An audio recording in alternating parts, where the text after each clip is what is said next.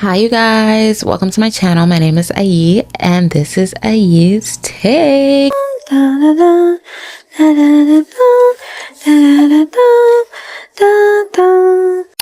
Ayi's Take is basically an entire video full of my opinion. Like, that's it. Not like my video essays, not extensively researched. It's just really me yapping for the most part, with some facts here and there, obviously, because I need evidence to back up my claims. But today we're going to be talking about diaspora wars. And honestly, this is probably the first and last video I'll make about this. So recently, there has been a conversation happening on TikTok where a group of people are boycotting African businesses. And for those of you that don't know what a diaspora war is, it's usually when people amongst the diaspora, whether it's the Black diaspora or African diaspora or whatever, have an argument, debate, disagreement, if you will. Sometimes they're petty, sometimes they're really annoying and unproductive, like this one. I'm making this video because I wanted to support Shaya's Shelf, who is promoting a protest for August 1st. Complete blackout on African braiding shops, restaurants, and stores, right? I'm absolutely here for this. I'm showing my support because I do this in my everyday life. I do not shop with the Africans. Ain't no African ever braided my hair, put their hands in my head, or none of that, right? I don't do the restaurants. I stopped like years ago. I do not shop with their stores. If I walk into a store and I accidentally realize, oh, not for me, right?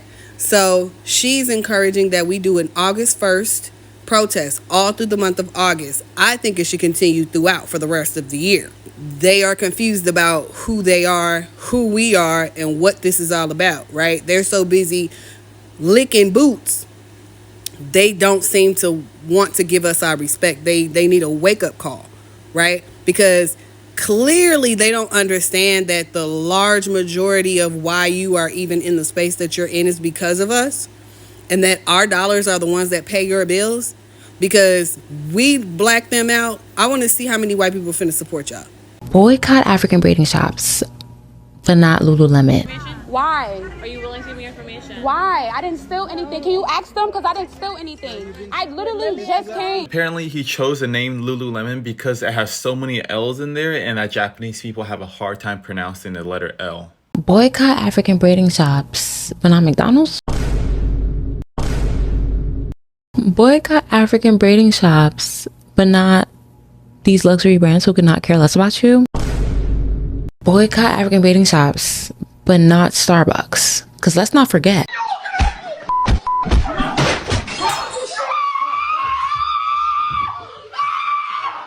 That sadness that we had turned into rage. And then that rage turned into us being very petty. It was, oh, Kamala lost, so I'm going to go back to Starbucks because that's going to do something. That's going to show them. I'm going to show them. Get me a little frappe. Mind you, the Starbucks thing really pissed me off because it's like Black people were boycotting Starbucks way before the election because they were racist to a bunch of Black teenagers and Black people in general, and they literally treat homeless people like garbage. And I could honestly keep going about the things that we should be boycotting instead of African braiding shops, but that's not the point of this video. I think these types of conversations are unproductive and incredibly dangerous. These types of conversations are distracting us from things that actually matter. Like, oh, I don't know, the fact that we're moving towards the fact that we're actually experiencing fascism right now.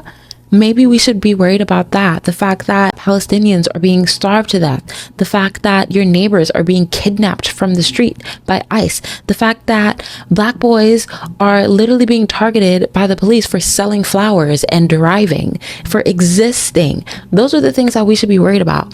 Not causing more tension within our diaspora. Like, that is not going to help anybody. These are the things that we should be worried about. These are the things that are going to impact your life one way or another, whether you see it right now or not. And there's a reason why these diaspora wars keep happening. I feel like we've been seeing them more and more often. We've been seeing xenophobia happen more and more often, especially towards Africans. It's important for us to understand why this is happening. The first reason I think that there has been an increase in these idiotic and unproductive and honestly stupid conversations is because of the orange peel of a president that we currently have sitting in office. I can't even recall anymore the amount of problematic things that Donald Trump has said within the last, I don't know, decade. The fact that it's about to be a decade and we're still dealing with this man is actually insane. It gets worse and worse and worse, so bad to the point where I feel like the bar is really low for him now. But despite all of this, he still became commander-in-chief, right? Despite him being a bigot, a racist, literally everything, he is still our president.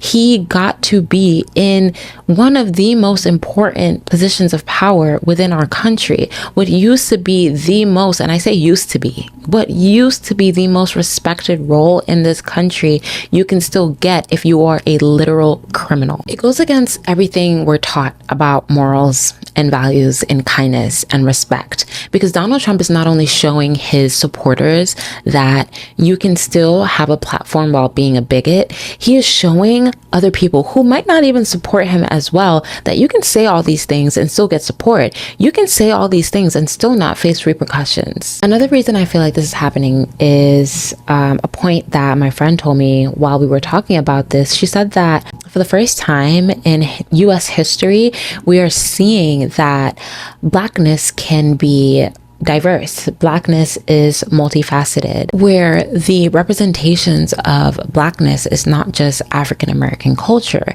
especially in pop culture and media, right? So in Hollywood, we have a ton of African actors. Within music, we have Amapiano and Afrobeats.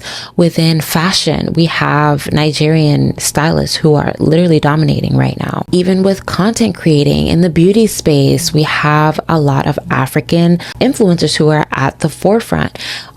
Even in streaming, we have Jamaican Kai Cenat, who honestly, him saying that African American people have no culture is mind-boggling, considering the fact that he quite literally makes a career off that same culture. And doesn't he have African American friends? Like, hello, why would you say that and your friends are... Anyways, everyone is starting to get a seat at the table, and this might scare some people. And it might be frustrating to some African Americans, especially given the fact that they have fought for a seat at the table for so long, and seeing other people grab a seat is kind of like, you know, it might trigger defensiveness. But I need people to understand that that is the point.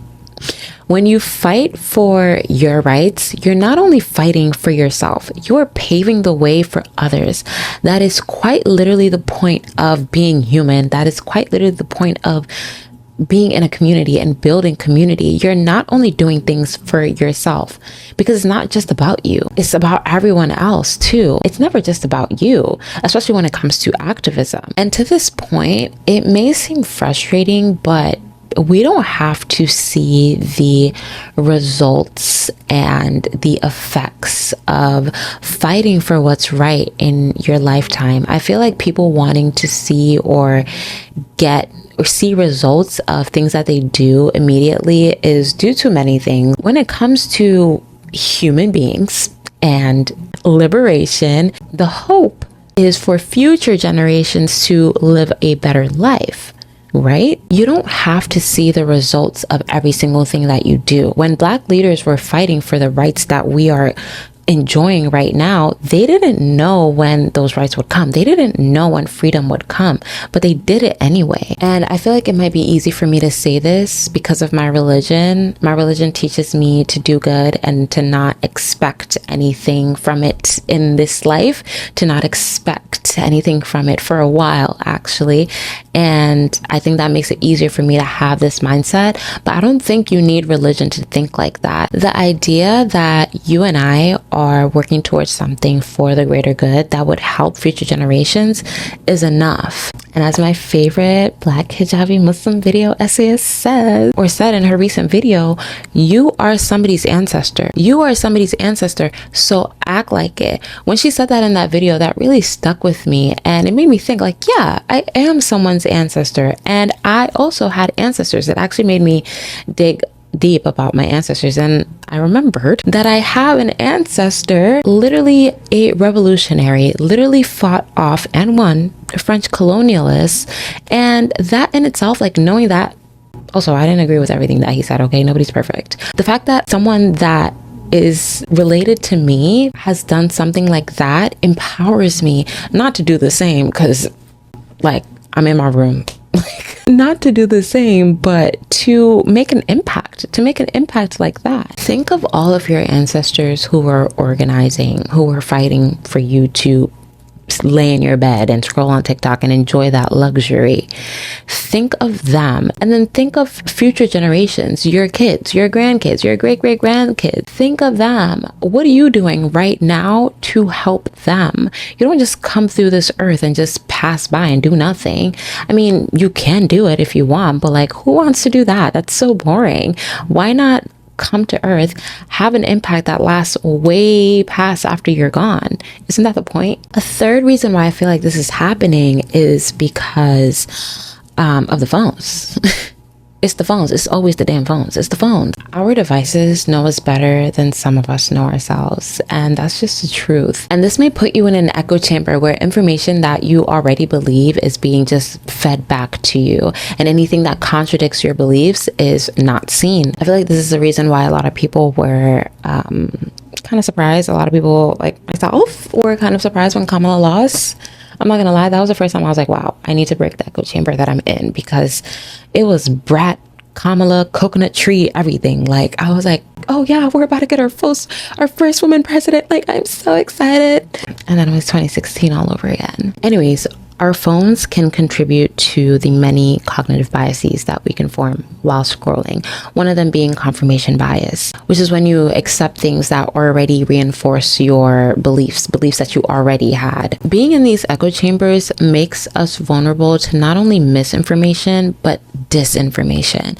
And the difference between the two is that disinformation is false information that's deliberately spread to confuse people, to cause harm, to deliberately mislead. And I feel like this is where a lot of people who are like, oh, let's boycott African businesses are at. I feel like that's where they're at. And they are a vulnerable population. They are a vulnerable population. There are many reasons why they're vulnerable, but them having an algorithm and a phone and scrolling on TikTok does not help. And honestly, you can't tell me the US government isn't playing a role in this. The same way Israel was paying people to actually fight with Palestinian activists in their comment section is the same way the US government will do the exact same thing to the Black population, to Black people. Like, it is the exact same thing. If Israel can do it, the US absolutely has already done it. When I would read the comments, I would also check the profiles. And most of the time they look like bots. I'm not gonna lie. They look like bots. Because what do you mean boycott African businesses? Of all the places you could boycott African businesses? Are we being for real? For real? I think now more than ever, it's important for people to go out of their way to make sure that the information that they're consuming is correct. We're at a time where literacy is at an all-time low. Critical thinking is at an all-time low. You cannot just take the information that's being thrown at you, especially because there's so many pseudo-intellectuals on it, TikTok and all these things now. Like, you literally have to fact check. It's also important to note that it's not all African Americans that are thinking like this. It's a specific group online. Majority of them are FBAs, and FBA is a foundational Black American. What is the difference between an FBA and an African American, you might ask? The African part. That's it. The majority of people who are for this boycott and who are being extremely xenophobic are associate themselves with this group. The term FBA, based on my research, was popularized by Tariq Nasheed. If you want a detailed video on like this whole FBA thing and Tariq Nasheed, I'll put it in the description. It was very helpful. I actually watched it before filming this. But according to Nasheed, an FBA is any person classified as Black who can trace their bloodline lineage back to the American system of slavery. To be designated as an FBA, at least one parent must come from a non-immigrant background in the United States of America. I am not an FBA. I am what they would call a tether. Mind you, the man who is credited for coming up with this is xenophobic, misogynistic, hates women, hates women. And the fact that so many women are supporting him when he would call you a bed wench. FBAs have been coming onto the internet and telling African Americans to distance themselves from Africa as a whole. My thing is, that is incredibly unproductive. Like, who is that helping? Who is that helping? Let's really think about it. Like, who is that helping? And two, majority of the talking points that they use are white supremacist talking points. The world is mad because Black Americans, whatever spell we were under, are waking up to the fact that we weren't brought here on no boats. Our ancestors weren't brought here on any boats. Here's the thing. Are you an American citizen? Absolutely. Okay. But here's the thing. Not sure how you got that, but okay. Born here. Okay. Born here, and my family lineage is settlers from the 1500s, so I have some stake in the claim here, okay? But you're a little different. But you're than a yours. descendant of immigrants, settlers, I didn't know. Colonialists. Yeah, You colonials. don't look very Native American to me. I am Native American. Whites not. are Native Americans. What are you Sorry, talking about? you're not. What are you talking about? We not black. We are natives. This our land. We don't know about the spaceships. We not from Africa. We indigenous. Are we noticing any patterns? I don't want to spoon feed it to you, but you see it. Movements like these make room for more xenophobia. And I have been noticing the xenophobia that's been rising towards Africans in particular. For example, Jay Versace and his tweet when he said that, oh, why is it that you have to look extra African or hella African these days to be a successful model? And there are a lot of people that are defending him like, oh, you know what he meant. No, I don't. What African country are you talking about? Because Africa is not a country. It is 2025. Come on. It is 2025 and people are still talking about Africa like it's a country. Do you know how big Africa is? I think being in the US, people underestimate how huge the continent is. If you in the South go up north and there are two different accents and sometimes y'all even look different, what would make you think that all Africans look the same? If we're really going to talk about it, he looks West African as hell. These things have consequences. You can't just say things and think that they're not going to have a ripple effect or impact anything. Everything has a consequence, especially now. I also think it's unproductive to respond to xenophobia with hate or like matching energy, because that again makes room for more hate. Like, this doesn't mean it's okay to disrespect African American culture and history. We have to remember to practice discernment. Like, don't lose the plot, okay? Like, keep it cute. Honestly, this is probably the first and last video I'll make about diaspora wars. Maybe, who knows? But I know one of its tactics is having people talk about it. But I think the difference is matching energy and just responding with more hate versus calling people out and reminding people that these conversations are unproductive and they're a distraction and there are other things that we need to be worried about. Anyways, that's all I have to say. In conclusion, we all need to go back and rewatch Sinners, specifically that beautiful montage. We all need to write a DBQ on that scene alone. That's it. That's all I have for you guys today. Let me know what you guys think. Thank you so much for being here. Make sure to like, comment, subscribe. It helps out the channel. And I will see you all in my next one.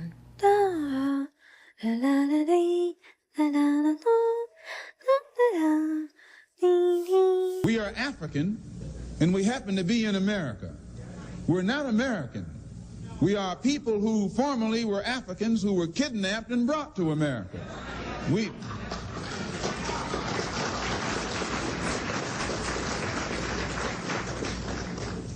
Our forefathers weren't the Pilgrims.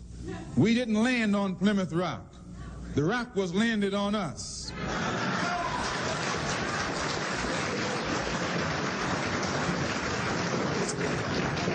We were brought here against our will. We were not brought here to be made citizens. We were not brought here to enjoy the constitutional gifts that they speak so beautifully about today. And because we weren't brought here to be made citizens today, now that we've become awakened to some degree and we begin to ask for those things which they say are supposedly for Americans, they look upon us with hostility and unfriendliness. So our unwanted presence, the fact that we are unwanted, is becoming magnified. in all of America's preachments today.